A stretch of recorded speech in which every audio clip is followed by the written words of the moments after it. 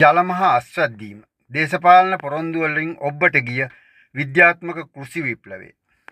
කෘෂිකර්මාන්තය යනු බීජ වැපිරීම පමණක් නොව. එය කාලගුණය, තාක්ෂණය සහ නිසි කළමනාකරණය මුසු විද්‍යාවකි. වසර 76 පුරා කෘෂිකර්මාන්තය දේශපාලන සටන් පාඨයක් වුවද එදාය විද්‍යාත්මක පදනමක් සහිත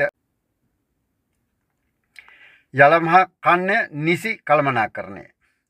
කන්‍යයට වැඩ කිරීම යනු ස්වභාව ධර්මයේ සමග කරන ගනුදෙනුවකි. ජල කළමනාකරණය මහ කන්නේ වැසි ජලය සහ යල කන්නේ ගබඩා කළ ජලය විද්‍යාත්මකව කළමනාකරණය කිරීම හරහා අස්වැන්න උපරිම කර ගැනීමට නවරජයට වාරි පද්ධති නවීකරණය ඉවහල් වී ඇත.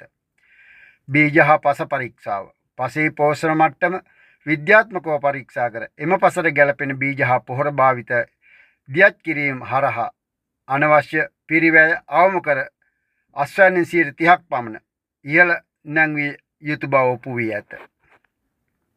රාජ්‍ය මැදිහත් වීම සහනාධාරයෙන් ඔබට ගිය ආශිර්වාදය. පැරණි රජයන් පොහොර සහනාධාර ඡන්ද ලබා ගැනීමේ අවියක් කරගත්තද වත්මන් පාලනයේ මැදිහත් වීම විද්‍යාත්මක මාවතක් ගමන් කරයි. පොහොර සහ යෙදවුම් කාලෝචිතව සැපීම.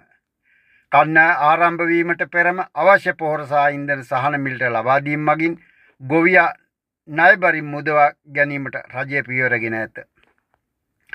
තාක්ෂණික දැනුම බෙදා හැරීම. කෘෂිකර්ම උපදේශකවරුන් හරහා නවීන තාක්ෂණය ගොවිපළට ගෙන යාම සහ අස්වැන්න නෙලීමෙන් පසු සිදුවන හානිය අවම කිරීමට විද්‍යාත්මක විසඳුම් ලබා දීම සැබෑ රාජ්‍ය ආශිර්වාදයකි. ස්ථාවර මිල සහ වෙළඳපොළ.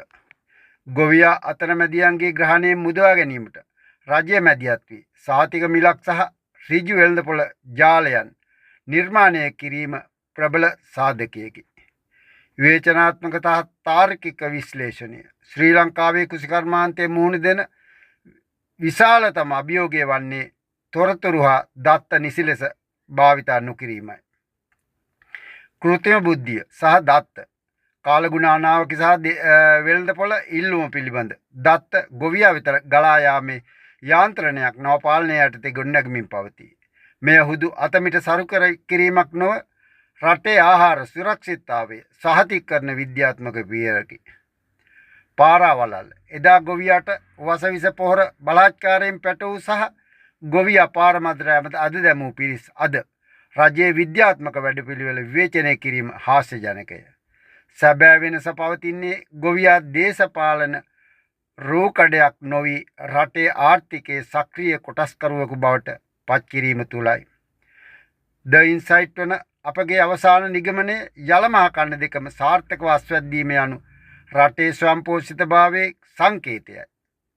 රජයේ විද්‍යාත්මක මඟ වෙන්නීම හෝ ගොවීන්ගේ දහදිය එක් වූ තැන ශ්‍රී ලංකාව නැවතත් පෙරදිග ධාන්‍යාගාරය